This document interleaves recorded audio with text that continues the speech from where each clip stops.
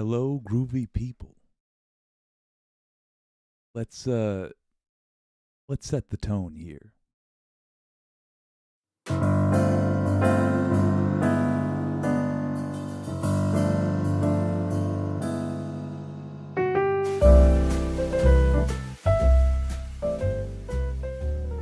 That seems a little more appropriate for the show tonight. How's that audio doing? It could be better. Let me boost that a little.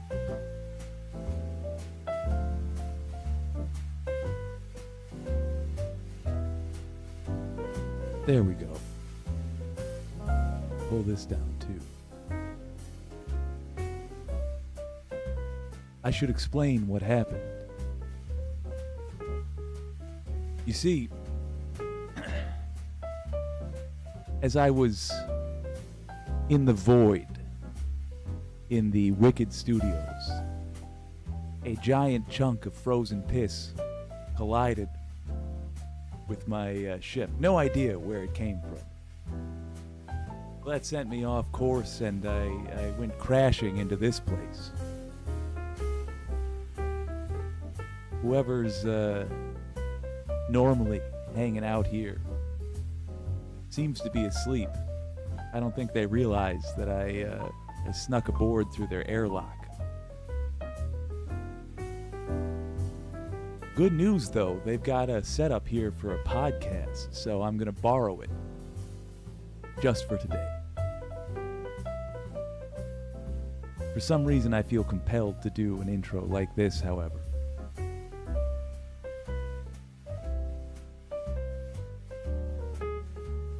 Let's pull that music down. This is WYCD Wicked. That stands for What You Can Do. My name's Pixel Jake, and well, I'm hijacking somebody else's station in the void. From time to time, we do engage in some of that old gangster to get done what we need to get done. How are you doing? How's everybody been? Pinkerbell, good to see you. Looney Tunes 9000, hello. Aaron W, hello. Aaron W, the music slaps. Well, thank you so much. That's by Marscott. I believe it is called Cultured People. Anti-Corporatist, good to see you. Wicked Foxy Dragon, hello.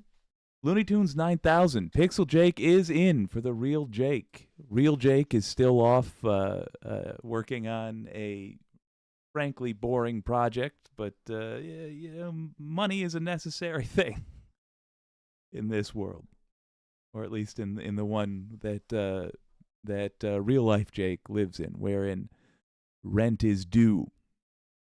But don't worry, rent is paid, bills are up to date. He shall return.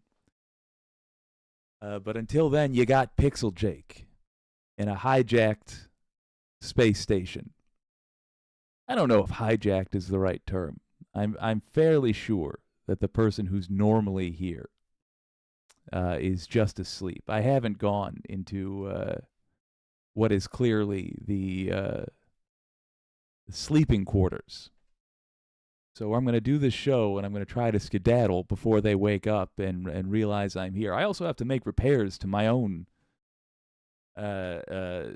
space station. I called it a spaceship earlier, but that implies that it flies around often. I'm really just in orbit around Earth. Anyway,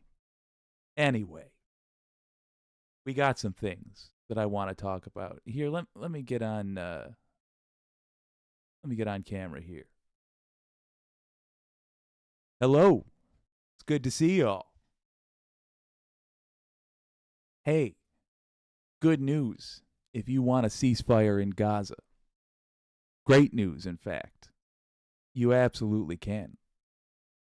Here's how. Let me do another pass at that, actually. Let's see. Try this. I'm going to record first.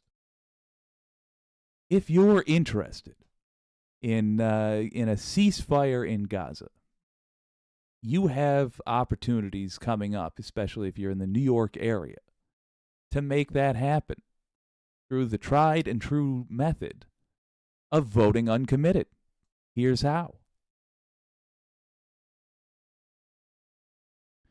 You see, all you have to do, hi there, Pixel Jake on this one, all you have to do if, say, you're in New York, is submit a blank ballot. Here's how this works. How to vote for a ceasefire. A guide to voting uncommitted. This is by Joshua A. Cohen for The Nation. The presidential rematch is now official. Since the Georgia, Washington, and Mississippi primaries on March 13th, both President Joe Biden and former President Donald Trump have accumulated outright majorities of each of their party's total delegates, ensuring that they will both be on our ballots in November, barring unforeseen events, which, given the ages of both men, can't entirely be ruled out. But presidential primaries continue to occur and are by no means irrelevant for those seeking to register their discontent with Biden's Gaza policy. I'm not going to read this whole thing, but it's a great intro by Mr. Cohen here. We've seen the impact that a robust uncommitted vote in just the first half of these races has already had on the administration's words and deeds, moving the White House from a full body hug of Netanyahu to talk of a ceasefire and the need for a Palestinian state. It's our task to make sure that momentum is sustained. Beautifully put. To send a message and end a war and save a presidency from itself. Here's how those who live in. Just a fantastic article by Joshua A. Cohen. Let's give you the summary here. April 2nd, that's tomorrow, folks. Connecticut, Rhode Island, Wisconsin, New York. This set of upcoming contests will be some of the last Democratic primaries to be held in, well, a set. Going forward, most will be on their own days, which has resulted in decreased coverage over the past few weeks. Scrolling down, all except New York will have an uncommitted option on the ballot outright, and there are reasons to expect it to do well in each of those states. Pause. So, if you're in Connecticut, Rhode Island, and Wisconsin, all you have to do is vote uncommitted. Easy peasy. But what about New York? Don't worry.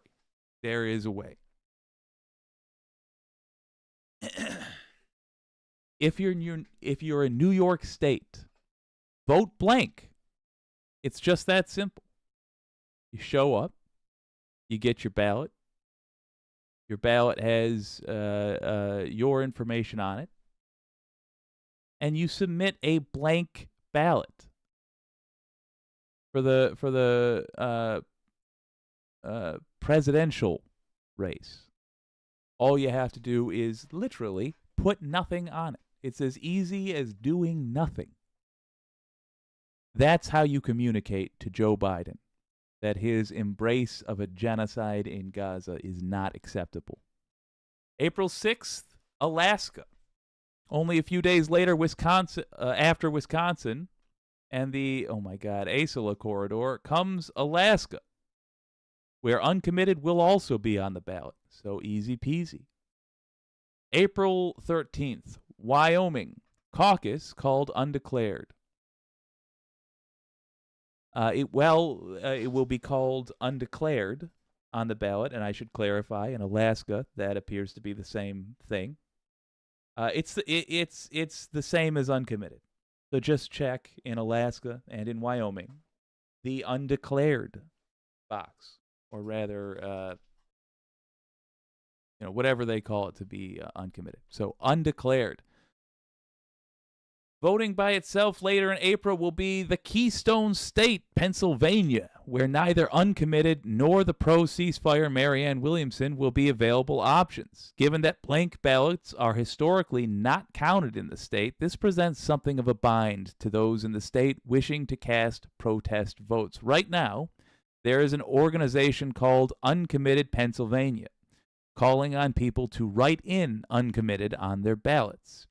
Whether or not these votes will be counted is not clear, but local reporting has indicated that the group is contacting election officials to ask them to allocate the ballots. So again, uncommitted will not be an option for Pennsylvania, but it doesn't mean you give up the fight. It's not going to help you, especially to vote for Biden in these primaries, or even to vote for somebody else in these primaries, because that won't have a clear message. But if you write in uncommitted, it sure will. Now, that said, if you don't want to trust the Democrats on this one, I don't blame you. So you might consider writing in Marianne Williamson as well. It will have, in my opinion, a similar effect to the uncommitted vote by saying it's somebody other than Joe Biden. But the why of it won't be communicated immediately. Puerto Rico, same thing as New York. Blank ballot. That's how you vote uncommitted. Indiana. Well, Indiana has not officially, this is May 7th, it has not officially canceled its primary. Biden is the only name on the ballot, and write-ins are not available. Very democratic of them. The state has not counted blank ballots in the past. Again, very, very democratic. And there are currently no in-state protest efforts to have endorsed that method or any other in the state. Indiana, folks, is our next goal. And I mention it only. It's a month away. I mention it only because that's where we have to work. Currently, there are no in-state protest efforts. Well, I'll be a very out-of-state protest effort. We will find somebody in Indiana who is willing to take up this cause, and we will help them. Do let me know. I'm about to return to the Discord. Do let me know if you find anybody from Indiana who wants to take up this cause. Basically, to be a spokesperson. That's all we're looking for. But you have options, as you see there. If you want the details again, just go to the link in the description, and that will tell you how you can vote uncommitted. But tomorrow in New York, blank ballots. Oh, I do have to say, I'm delighted that we're dealing with a voting populace that seems to actually give a damn now. Once upon a time, it felt like I would turn to my left and my right, and I would see people who voted for slogans, frankly, who voted for nonsensical things given the things they said they cared about. And I'm glad that we are now in a world where that is not so. People actually have principles again. To that end, let's talk about people voting Democrat over Republican. But first, let me read some comments here. Donald James X, this is where what you can do can work in Indiana. We need somebody there. I agree. Let's go recruiting. Tao and Jack, hi all. Did not know about Ole's mom. Whoa, neither did I about Ole's mom. I know that Ole absolutely crushed it. Oh, Pinkerbell with a great word here. Ole mollywopped Eric Adams so hard, she's the mayor now. Donald James X, I do predict uncommitted will be big in New York. Well, that's excellent. For those of you that aren't aware, Ole, a.k.a. Allura Nadi, was recently on The Breakfast Club, a massive, massive radio show that, of course, also streams online. She was on The Breakfast Club, and she was there with Eric Adams, probably the politician she has expressed the most loathing for of anyone on earth. And she spent, what was it, 20 minutes, 40 minutes? It was a long interview. She spent the whole time slapping him around like she caught him breaking into her apartment. I mean, it was amazing. We will probably do some highlight clips of that in tomorrow. Hello, Pinkerbell, who says, hi, Pixel Jake. Donald James X, I'm very curious to see how the elections in New York will go. I'm looking for if people reelect Eric Adams or not. I hope they don't. I'm sick of that guy. He has been extraordinary, as most New York mayors have been. He's been extraordinarily disappointing. Oh, Donald James X, I did not have a POTUS primary on my ballot. I guess it was due to how I was registered. Maybe. I don't know. States are extraordinarily not uniform. And I don't know how I feel about that, to be frank. Public utility, Pennsylvania has no referendum or proposition, still no ranked choice voting. Very disappointing. Tinkerbell, her fuck Eric Adams video was the second or third one on her channel, I think. Yeah, and I've heard her do multiple I hesitate to say the word takedown. Multiple exposés, I suppose, on the various ways that Eric Adams sucks. And they've all been just delightful. Absolutely delightful. All right. I'm going to read you something. It's about a week old, so ancient in these times, but indicative of a greater situation that I think is worth appreciating. I think people confuse pessimism with realism. I think that's extraordinarily detrimental. It means you're not ready to take advantage of opportunities when they arrive. It becomes a self-fulfilling prophecy. It doesn't mean that optimism is closer to realism either. Realism is just, in my opinion, looking at facts as they lay and attempting as well as you can to remove your biases, your hopes or your fears from your understanding of what you're seeing. To that end, this is not optimism that I'm offering you. This is an assessment of it is simply an assessment of the situation, the political situation in the United States as I currently see it.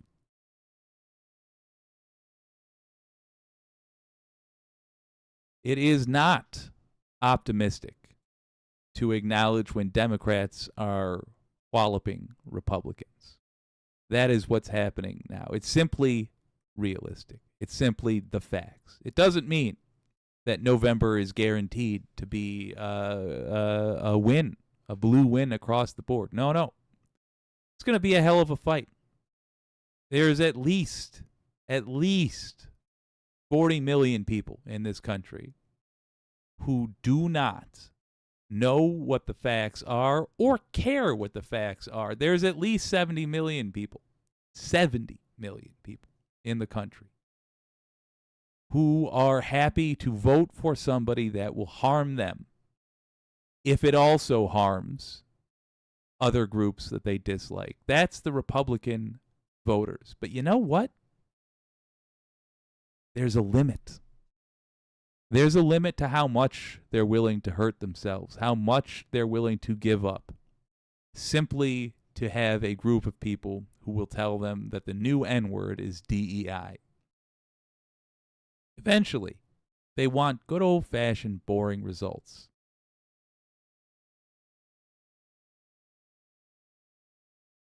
This is an article by 1819 News, which I thought was rather interesting. It was looking at a special election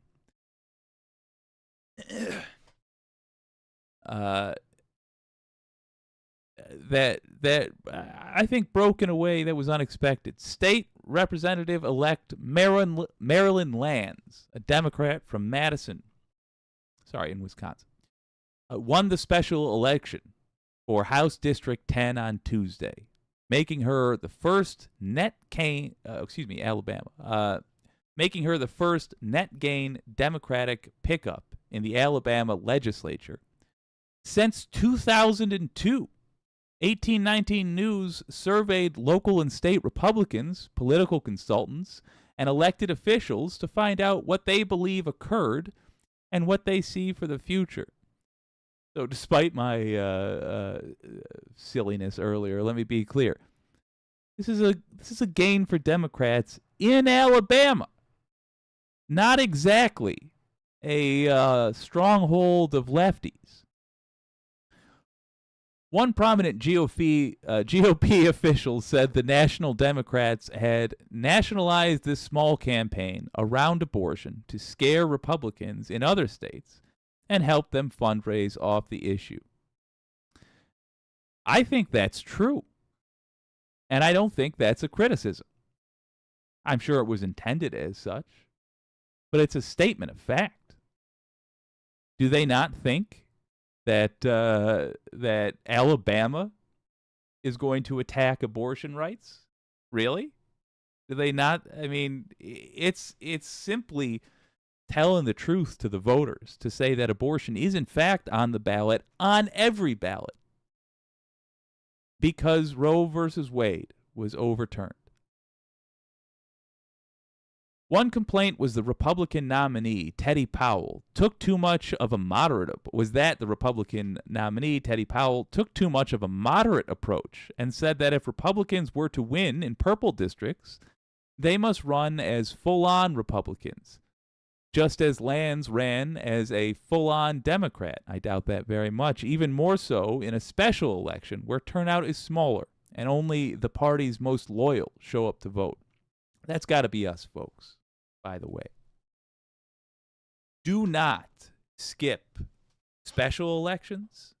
Do not skip primary elections. Do not skip any opportunity you are given to cast a vote. Think about it like a DBZ power level reader. What is the power level of somebody who chooses to vote once in an election year, let's say? It's 1. But if somebody chooses to vote in the presidential election, and they choose to vote in the primaries, and they choose to vote in a special election, they have 3 times the power level. They have a power level of 3. They are a much stronger voter. Get active. Get as active as you can. Appear at every opportunity at the ballot box. Because the more you do this, the more candidates will try to court your vote. They will take note of the types of things you vote for, and they will try to please you. If you only show up at the very biggest elections, you will only have your very broadest political opinions catered to. That's how we wound up with Joe Biden as president. That's why I'm going to have to be trying to convince people to vote for Biden in November, something I'm not thrilled with. But we got here because progressives have not been a massive force at the polls. I don't think that's their fault necessarily. I think there was a lot of things dedicated to make that so. But now that we know how it works, we can act. Vote every opportunity you have. However, the consultants did mention that this race would be a potential pickup for Republicans in 2026 when the next gubernatorial election occurs, and more turnout will be expected. Consultants told 1819 News that Democrats would use this nationally to sway federal elections. True.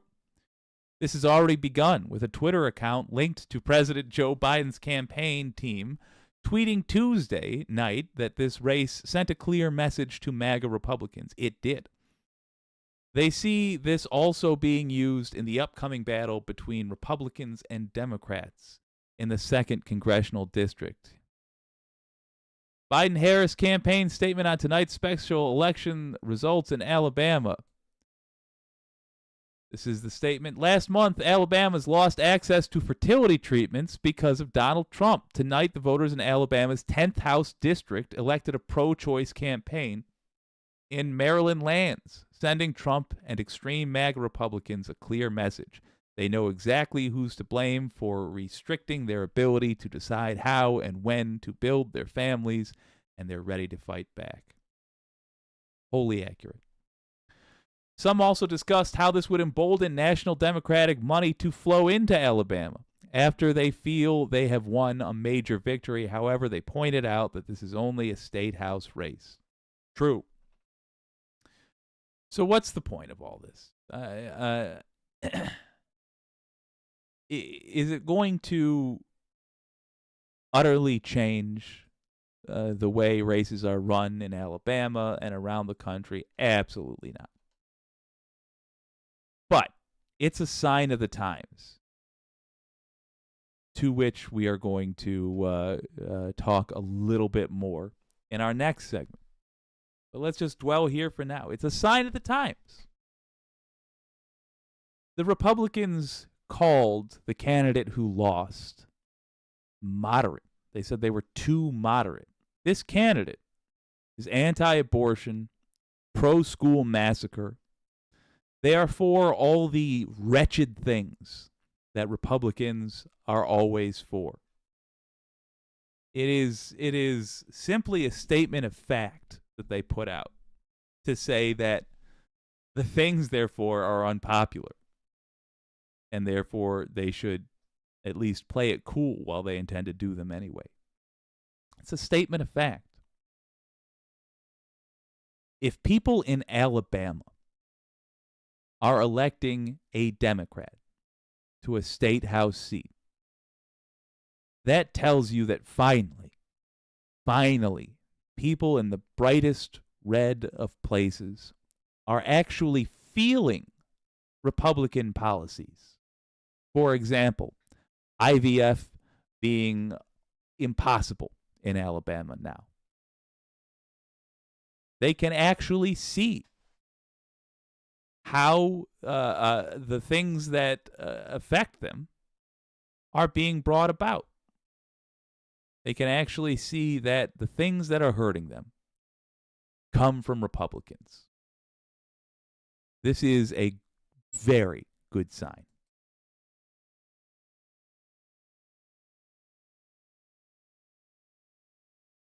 I got one more for you, though.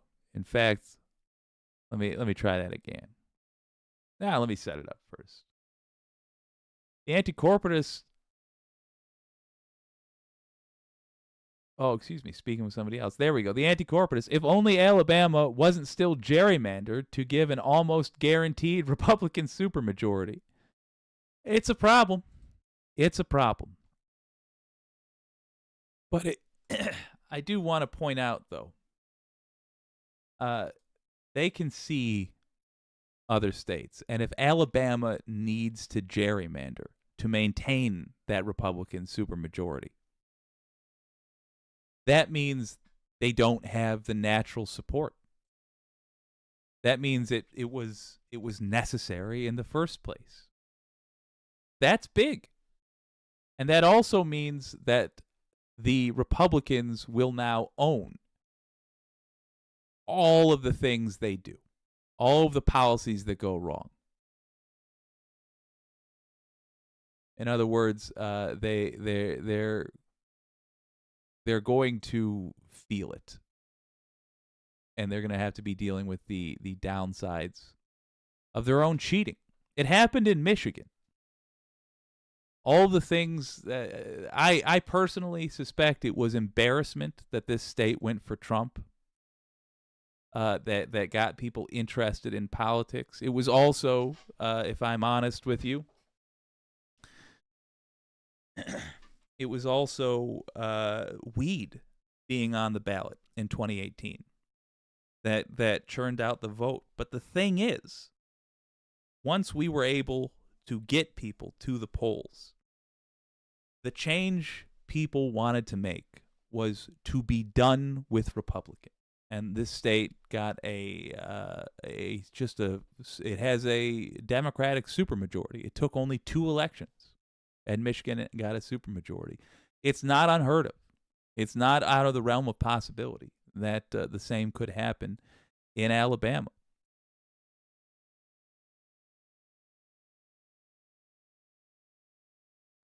Public utility, Republic Klan Nazis. Yep. Pinkerbell, space pirates are my favorite kind of pirates, to be honest. I was hanging out with that Harlock fella the other day. His bird freaked me out, but he was a cool guy, a cool fella. All right. Got another one here for you. Except that I've utterly lost my graphic. There it is.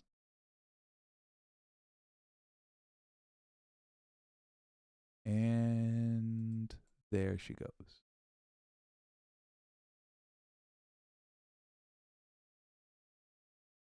Me the briefest of moments. The other day I was watching, it won't surprise you to hear, The Majority Report. And this concept of Republicans becoming unpopular was demonstrated beautifully.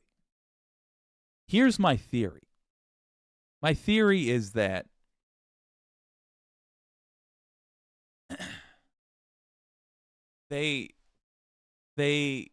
Trump inspired, well, Republicans always inspire the racists to come out to vote by saying code words that mean people who aren't white. Then Trump came along and he inspired the really racist people to come out and vote. You know, saying we're going to ban all Muslims from entering the country. The really racist folks. But now there's a problem. The GOP, the Republican Party, cannot inspire the really, really racist people. You know, the people that are outright trying to execute minorities. They can't do that without losing more than they gain. In other words, to further inspire their base, the base of Republicans being, of course, the worst human beings alive, they will lose more voters than they gain. They will inspire more people to come out for their opposition. Here's the Majority Report on the fun half last week talking about it.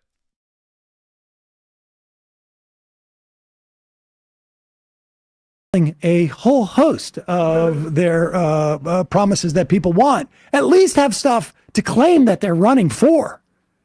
But Republicans, even in theory, they're the only thing they can run on is their racism and xenophobia, but that has a lid on it, frankly. And so they are stuck in this problem of not being able to offer really anything beyond we're going to protect you from the non-existent caravan that is marching in our way. So here's what I'm talking about. Republicans have always run on this idea that you should defund the government, make it work poorly.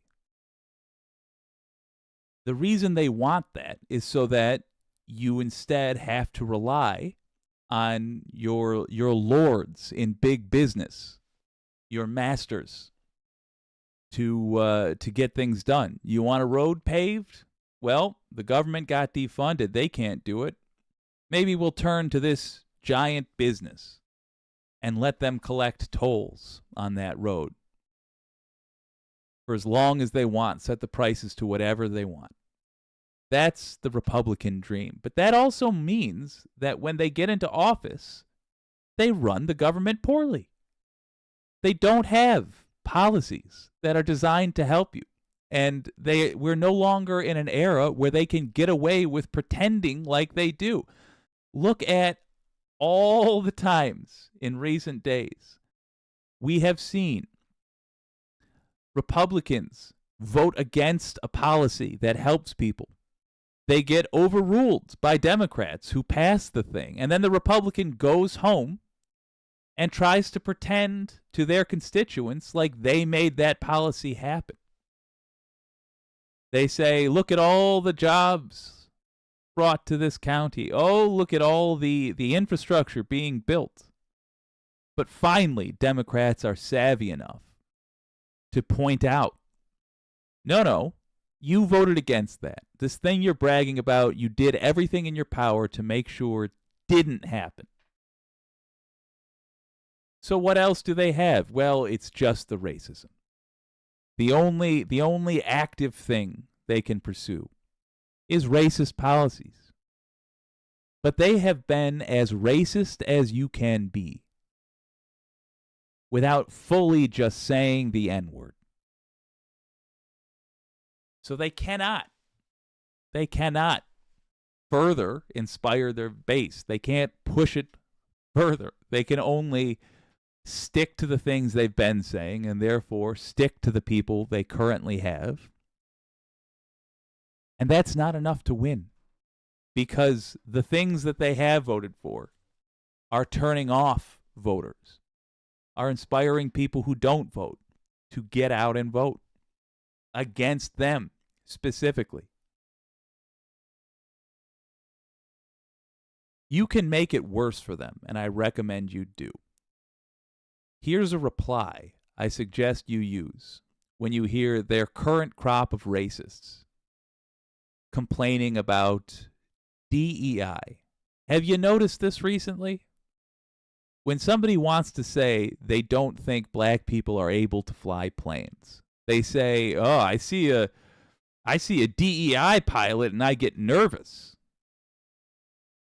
I'd like you to ask them if they are also against these DEI water fountains. You know, the ones that insist upon diversity, equity, and inclusion with their water fountains. It's a nice little burn that will remind them not that they're racist, because they already know they're racist. They were already desperate to find a version of the N-word they could say. They know they're racist. It's to remind them that you know they're racist. Inform them, rather with a piece of humor here. Inform them that you see them for the filth that they are. And ask them if they are also against DEI water fountains. That's a Feldman-esque what you can do, but I recommend you give it a shot. Oh, I wish I had clicked the right button there. You know, I was half hoping that GNN would notice, would wake up and notice that I'm in his space station. But truth be told, I haven't charged my laser pistol, and I'm too terrified to turn on my lightsaber. I do not have the Force, and therefore am more likely to harm myself with it than anybody else. So I think I'm going to skedaddle from his space station here. But it wouldn't be a GNN tribute unless I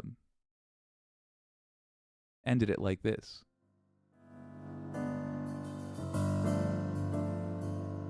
Another stream.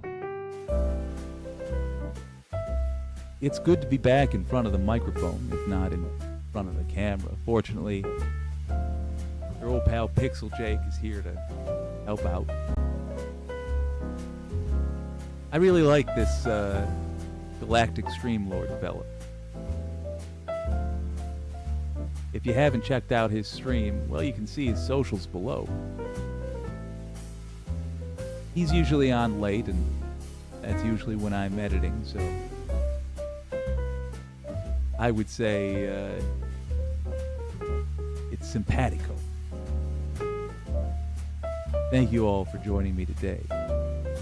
This has been a pirated version of what you can do. Get out there and make a difference.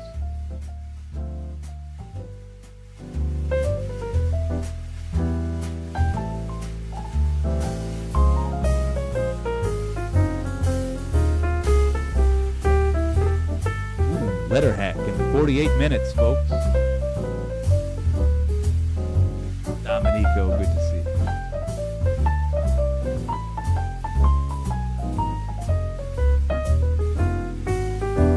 28 minutes. Donald James, absolutely.